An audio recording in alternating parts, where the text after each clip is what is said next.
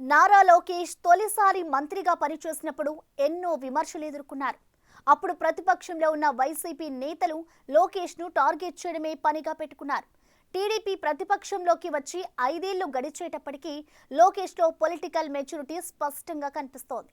అదే వైసీపీ అధ్యక్షుడు జగన్ ఒక్క ఛాన్స్ అంటూ పవర్లోకి వచ్చి 5 ఏళ్లు సీఎంగా పనిచేసినా రాజకీయ పరిపక్వత సాధించలేదన్న అభిప్రాయం వ్యక్తమవుతోంది. అందుకు తాజా మీడియా సమావేశాల్లో ఆయన చేస్తున్న వ్యాఖ్యలే నిదర్శనమంటున్నారు. నారా లోకేష్ ప్రస్తుతం ఆంధ్రప్రదేశ్ రాజకీయాల్లో ముఖ్య నాయకుడిగా ఎదిగారు.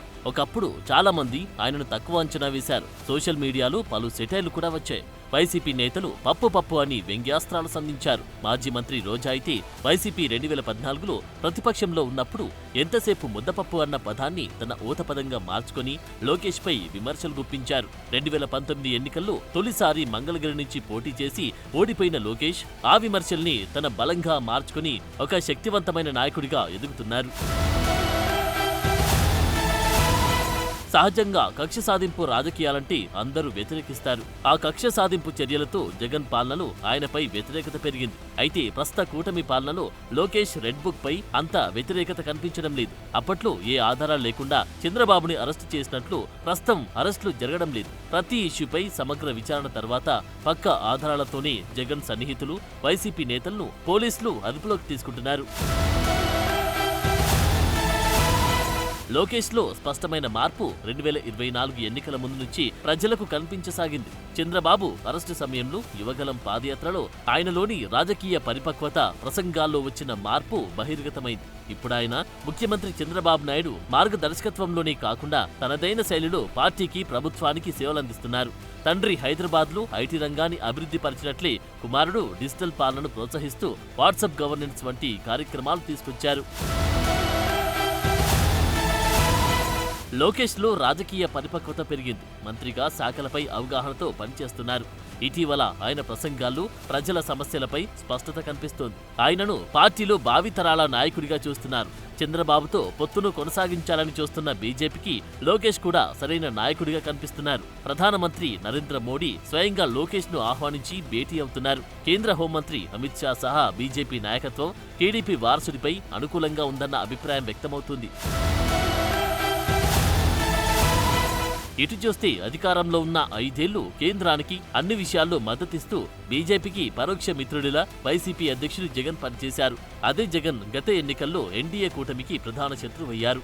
అధికారంలో ఉన్నంతకాలం నియంతృత్వపు ధోరణులతో వ్యవహరించిన మాజీ సీఎం పేరుకి పదుల సంఖ్యలో సలహాదారులు నియమించుకున్నప్పటికీ ఎవరి సలహాలు పాటించిన దాఖలాలు కనిపించవు. నవరత్నాలు బటన్ పాలిటిక్సే తనను తిరిగి గెలిపిస్తాయన్న నమ్మకంతో ఏకపక్షంగా పరిపాలించారన్న విమర్శలున్నాయి.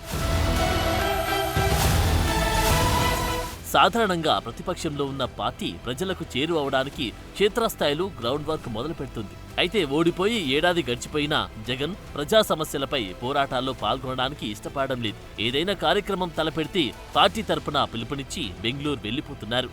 ఇక ఎప్పుడైనా జనంలోకి వస్తే తన పార్టీ వారి ఓదార్పులు, జైళ్లలో పరామర్శలకే పరిమితమవుతూ ఉండడంపై వైసీపీ శ్రేణులే అసంతృప్తి వ్యక్తం చేస్తున్నాయి. గతంలో వైఎస్ జగన్ అనంతపురం జిల్లాలో పర్యటించారు. ఆ సమయంలో అక్కడ ఉద్రిక్త పరిస్థితులు నెలకొన్నాయి. తెనాలిలో గంజాయి బ్యాచ్ పరామర్శకు వెళ్లి అబాస్పాలయ్యారు. అలాగే పొగాకు రైతులకు మద్దతు తెలుపుతూ ఇటీవల ప్రకాశం జిల్లా పొదిల్లో వైఎస్ జగన్ పర్యటించారు. ఈ సందర్భంగా రాళ్ల దాడి ఘటన చోటు చేసుకున్న సంగతి తెలిసింది. ఇదే తరహాలో అంతర్జాతీయ యోగా దినోత్సవానికి ముందు మరో గలాటా సృష్టించేందుకు వైసీపీ పక్కా ప్రణాళిక రూపొందించిందన్న సమాచారంతో జగన్ పల్నాడు పర్యటనపై పోలీసులు ఆంక్షలు విధించారు. అంత చేసిన వైసీపీ శ్రేణుల అత్యుత్సాహం మాత్రం కొనసాగింది. జగన్ పర్యటనలో మాజీ మంత్రి, గుంటూరు జిల్లా వైసీపీ అధ్యక్షుడు అంబటి రాంబాబు రెచ్చిపోయారు. అంబటి, అతని సోదరుడు మురళి కలిసి రోడ్డుపై పోలీసులు అడ్డంగా పెట్టిన బారికేడ్లు విసిరి పారేశారు. వారిని అడ్డుకోబోయిన పోలీసులపై అంబటి రాంబాబు దౌర్జన్యంగా ప్రవర్తించారు. పోలీసులతో వాగ్వాదానికి దిగి ఏకంగా పోలీసులకే అంబటి సీరియస్ వార్నింగ్ ఇచ్చి ఇప్పుడు కేసులు పెట్టించుకుంటున్నారు. జగన్ పర్యటన మొత్తం దౌర్జన్యాలు, అపశృతులతో ముందుకు సాగాయి. సత్తెనపల్లి టౌన్లో జగన్ రాకముందే ఓ సీఐపై వైసీపీ శ్రేణులు దౌర్జన్యం చేసి అతన్ని నెట్టివేయగా మరోవైపు ఆర్టీసీ బస్సుపై జెండా కర్రలతో దాడి చేశారు. సత్తెనపల్లి గడియారం స్తంభం వద్ద ర్యాలీలో తొక్కిసలాట జరిగింది. దీంతో జయవర్ధన్ అనే వైసీపీ కార్యకర్త సొమ్మసిల్లి పడిపోవడంతో ఆసుపత్రికి తరలిస్తూ ఉండగా మార్గ మధ్యలో మృతి చెందారు. అదే రోజు ఉదయం జగన్ కాన్వాయ్లోని వాహనం ఢీకొట్టడంతో సింగయ్య అనే వృద్ధుడు తీవ్రంగా గాయపడ్డారు. పోలీసులు ఆసుపత్రికి తరలించడంతో చికిత్స పొందుతూ ఆయన మరణించారు. రెండపాలలో ఏడాది క్రితం ఆత్మహత్య చేసుకుని మరణించిన కార్యకర్త కుటుంబాన్ని పరామర్శించడానికి వెళ్లిన జగన్ తన పర్యటనలో మరణించిన వారిని పట్టించుకోకపోవడం తీవ్ర విమర్శల పాలవుతుంది. ఇక జగన్ పర్యటనలో ప్రదర్శించిన ప్లకార్డులు రాజకీయంగా పెద్ద దుమారమే రేపుతున్నాయి.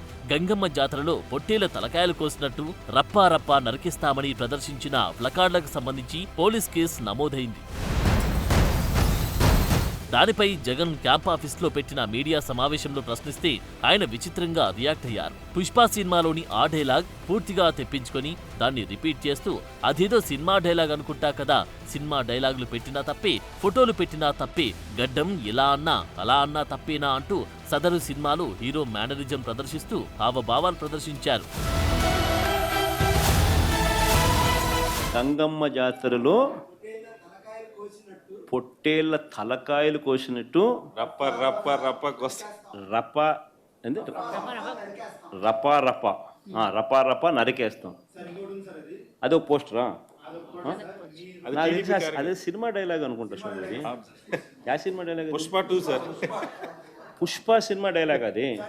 మరి నువ్వే చెప్తున్నావు స్వామి. అంటే ఇప్పుడు పుష్ప సినిమా డైలాగులు పెట్టినా కూడా తప్పేనా? అసలు డెమోక్రసీలో ఉన్నామా, డెమోక్రసీలో లేమా స్వామి మనం? ఇది నాకు అర్థం కాదన్నా. అంటే పుష్ప సినిమా డైలాగులు పెట్టినా తప్పే, పుష్ప ఫోటోలు పెట్టినా తప్పే, గడ్డ మిట్టనే తప్పే, గడ్డ మిట్టన్నా తప్పే. ఏంది స్వామి ఇది? ఏ ప్రపంచంలో ఉన్నాము? ఇదంతా డెమోక్రసీలో ఉన్నామా, డెమోక్రసీలో లేమా? సార్ ఆ పోస్టర్ పట్టుకున్న అతను కూడా టీడీపీ కుర్రాడు సార్. అంతకుముందు టీడీపీ నాయకుడితో కలిసి దిగిన ఫోటోలు కూడా బయటకు వచ్చాయి. అతను టీడీపీ కార్యకర్త, టీడీపీ సంబంధించిన మెంబర్షిప్ కార్డు కూడా ఉంది అతని. కానీ అతను మీ పార్టీ సంబంధించిన వ్యక్తిగా ఆ మనిషికి టీడీపీతో ఇంత ముందు గతంలో తిరిగిన ఫోటోలు కూడా ఉన్నాయా? మెంబర్షిప్ కూడా ఉంది సార్. మెంబర్షిప్ కూడా ఉంది సార్. ఆ టీడీపీ సభ్యుడు కూడా మెంబర్షిప్ కూడా ఉన్నాడా? అంటే దాని అర్థం వీళ్ళే పెట్టించినారా? పెదకూరపాడు నియోజకవర్గం సార్. ఓ టీడీపీ సభ్యత్వం కూడా ఉందా మరి? మనది బాగా చూడండి అబ్బా. అయితే సభ్యత్వం కూడా ఉందంట. మళ్ళీ ఏదైతేనేం లే పాపం, లే పాపం. మనం అయినా కానీ ఏదో మారినాడు అనుకుందాంలే, సంతోషపడదాం. సార్ ఇందాక మీరు ఒక జీవో ఎక్స్ప్లెయిన్ చేశారు. టీడీపీ సింపతైజర్ కూడా చంద్రబాబు నాయుడు మీద కోపంతో మారినాడు అని చెప్పి సంతోషపడదాం. మారి టీడీపీని రపా కోసేస్తానని కూడా అంటున్నాడని కూడా సంతోషపడదాం. నిజంగానే బాధ ఉంటుందేమో కదా వాళ్ళకు కూడా. వైసీపీ కార్యకర్తలు ప్రదర్శించిన పోస్టర్లను, అందులో ప్రదర్శించిన డైలాగులను ఖండించాల్సింది పోయి జగన్ సమర్థిస్తూ ఉండడం తీవ్ర విమర్శలకు దారితీస్తుంది. విధ్వంసకర పార్టీని భూస్థాపితం చేస్తామన్న ముఖ్యమంత్రి చంద్రబాబు వ్యాఖ్యలపై అదే పనిగా ఆక్రోశం వెళ్లగక్కుతున్న జగన్ పొట్టేళ్లను నరికినట్టుగా నరికేస్తామంటున్న వారిని సమర్థించడం ఎంతవరకు సబబని అందరూ ఆగ్రహం వ్యక్తం చేస్తున్నారు. ఇవన్నీ కూడా చాలా ఆర్కెస్ట్రాడ్. మీరేవో మీ టూర్లో రప్ప నరికేస్తామనంటే సంతోషం అంటావు నువ్వు. ఒక మాజీ ముఖ్యమంత్రిగా నువ్వు ప్రెస్ మీట్లో దాన్ని ఖండించాల్సింది పోయి, ఇది మాకు సంబంధం లేదు, ఈ ఆలోచన కాదు, ఇది మా భావజాలం కాదు అని చెప్పాల్సింది పోయి సంతోషం నరికేద్దాం అంటున్నాడు కదా, సంతోషం అంటున్నాడు అని అంటే ఏం చెప్పదలుచుకున్నావు సమాజానికి? హింసని ప్రేరేపించడం కాదా? Declaring the war. ఈ పదాలన్నీ ఎక్కడి నుంచి వస్తున్నాయి అని అంటే మీలో ఉన్నటువంటి ఆ ఫ్రస్ట్రేషన్, ప్రజల మీద ఫ్రస్ట్రేషన్. మీకు ప్రభుత్వం మీద తిరుగుబాటు కాదు, మీరు ప్రజల మీదే తిరుగుబాటు. ఎవరిని నరుకుతారు మీరు? ప్రజలనా? ప్రజాస్వామ్యాన్న? ఎవరిని? ఓటమి నుంచి మీరు అసలు ఓటమిని అర్థం చేసుకున్నట్లు లేరు మీరు ఇంతవరకు. మీలో ఎక్కడా కూడా మార్పు కనపడడం లేదు. జగన్ కామెంట్స్ కి సీఎం చంద్రబాబు గట్టిగానే కౌంటర్ ఇచ్చారు. క్రిమినల్ మైండ్స్ క్రిమినల్ గానే ఆలోచిస్తాయని, విశాఖలో జరగనున్న యోగా డే పై నుంచి ప్రజల దృష్టి డైవర్ట్ చేయడానికి జగన్ తాపత్రయపడుతున్నారని విమర్శించారు. ఉదాహరణకు అందరూ యోగా చేస్తున్నారు అనుకోండి, రాష్ట్రం అంతా పాజిటివ్గా వచ్చారు. వీళ్ళు మాత్రం దాన్ని చెడగొట్టడానికి ఏం చేయాలనో వైలెన్స్ క్రియేట్ చేయాలి, డైవర్ట్ చేయాలి public attention. That is their art are their intentions. అందుకే క్రిమినల్స్ ఎప్పుడు కూడా క్రిమినల్ బ్రెయిన్సే పనిచేస్తూనే ఉంటాయి. వాళ్ళకు నరికేస్తాం, చంపేస్తాం, రఫ్ ఆడతాం, రప్ప ఆ? రఫా నరికేస్తాం. ఇష్టానుసారంగా టెర్రరిజం క్రియేట్ చేయడం, లేకుంటే ప్రొవోక్ చేయడం. ఒకప్పుడు రాజకీయాలంటే ఒక బ్యాడ్ ఎలిమెంట్ ఉంటే వాడితో అసోసియేట్ కావాలంటే భయపడిపోయేవాళ్ళం, పక్కన రానిచ్చేవాళ్ళం కాదు. ఇప్పుడు వాళ్ళతోనే రాజకీయం చేసే పరిస్థితికి వచ్చేసారు. మొత్తం మీద 5 ఏళ్లు ముఖ్యమంత్రిగా పనిచేసి ఓటమి తర్వాత తనకు ప్రతిపక్ష నేత హోదా ఇవ్వలేదని అసెంబ్లీకి ముఖం చాటేస్తున్న జగన్ చేస్తున్న వ్యాఖ్యలు, వ్యవహార తీరుపై సొంత పార్టీలోని వ్యతిరేకత కనిపిస్తోంది. ఒకవైపు లోకేష్ తనదైన పనితీరుతో ప్రధాని సైతం ఆకట్టుకుంటుంటే, జగన్ ఓటమిని జీర్ణించుకోలేకపోతున్నట్లు వ్యవహరిస్తూ బ్యాలెన్స్ కోల్పోతున్నారన్న అభిప్రాయం వ్యక్తమవుతుంది.